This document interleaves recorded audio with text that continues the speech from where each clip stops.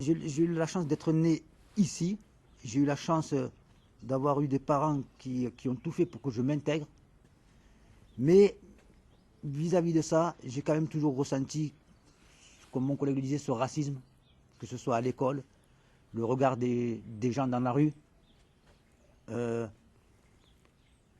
Quand on était petit, on ne savait pas si on était arabe ou français. On n'avait pas cette identité-là. Étant issu d'une double culture, puisqu'on a grandi ici avec les us et coutumes de la France, nos parents, en ce qui concerne mon père, étaient plutôt muets. En ce qui concerne la guerre et tout ça, il n'en parlait pas. C'était plutôt... Nos parents étaient beaucoup silencieux. On communiquait plutôt qu'avec notre mère.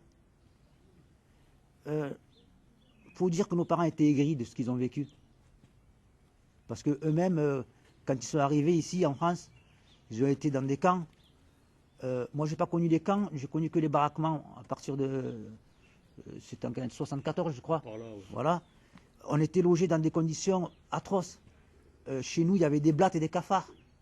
Le sol chez nous était en ciment. On avait beau chauffer au poêle, on dormait avec des couvertures et on était habillés quand on dormait parce qu'on se gelait. Mais quand je fais le tour de tout ça, je me dis que j'ai eu de la chance, mon père a fait le meilleur choix qu'il puisse faire pour ses enfants. Au jour d'aujourd'hui, je vois mes sœurs, elles ont toutes réussi, elles se sont bien intégrées. Et ça, c'est grâce à nos parents. Ça, c'est un truc que je leur dis souvent, mes parents, je n'oublierai jamais ce que vous avez fait pour moi. Ils ont été déracinés, ils sont arrivés ici, ils ne parlaient pas le français. On n'a pas essayé de les aider. Au contraire, on les a exclus en les mettant dans des camps, en les parquant comme des pestiférés. On n'a pas voulu d'eux. On n'a pas voulu d'eux. Ça, c'est un truc qui m'a toujours touché. Quand je parle avec mes petits-neveux, ils me demandent toujours qu'est-ce qu'il faisait, grand-père. Il faisait la guerre. Mais pourquoi il faisait la guerre là-bas? Ça, ils ne le comprennent pas. Moi-même, quand j'étais à l'école, je me souviens que j'étais en 5e, je demande à mon prof d'histoire, il s'appelait M. Mallet, Monsieur Mallet, pourquoi on ne fait pas la guerre d'Algérie? Ah non, non, non, il me dit, ça on n'en parle pas, on y viendra peut-être une demi-journée, mais on n'en parle pas de ça. Top secret. C'était un sujet tabou. On ne voulait pas refaire surgir ce passé-là. En fait, le gouvernement, les institutions ne voulaient pas parler de ce problème-là. On voulait l'oublier, tout simplement. Mais nous, fils de harkis, nous, on n'a pas oublié. On n'a pas oublié, parce que ça, jusqu'à aujourd'hui, on le dit souvent, nous, on est Français. On est fiers d'être Français. On est fiers de ce que nos parents ont fait. Moi, mon père, il a combattu avec l'armée française parce que l'Algérie était la France. Il faisait partie de l'armée de son pays. Il a combattu pour ces valeurs-là. Il a combattu pour défendre ses terres, pour défendre ses biens, pour défendre sa famille. C'est, comme on le dit souvent avec mon collègue, ça c'est un truc, c'est la boule au cœur qui partira jamais. Qui partira jamais. Il n'y a que nous qui pouvons le ressentir, ça. Le regard des autres sur nous, au jour d'aujourd'hui, on s'en fout. On s'en fout. Parce qu'on est fiers. On est fiers de faire ce qu'on fait. Le métier qu'on fait, on en est fiers. On est fiers d'être français. Et pour moi, ça, c'est la plus belle des choses qui me sont arrivées.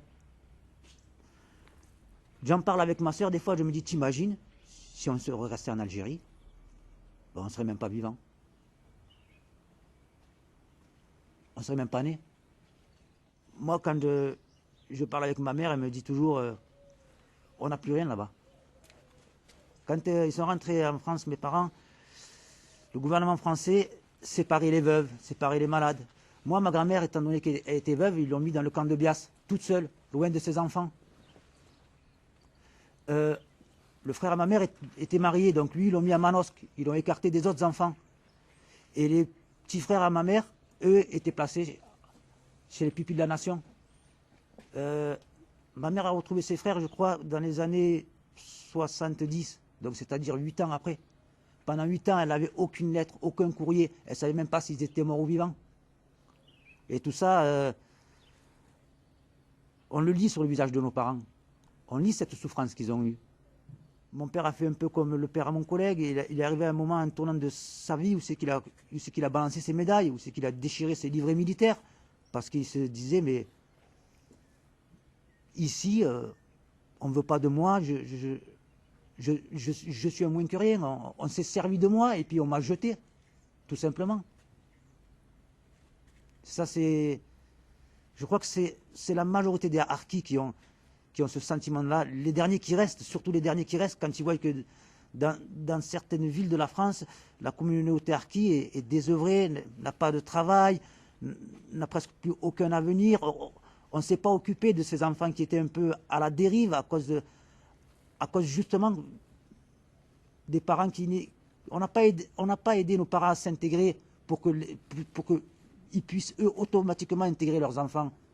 Non, on nous a laissé nous livrer à nous-mêmes. Vous gardez cette blessure encore aujourd'hui de tout ça, non? Moi oui. Moi oui, parce que j'aurais bien aimé connaître mes grands-parents.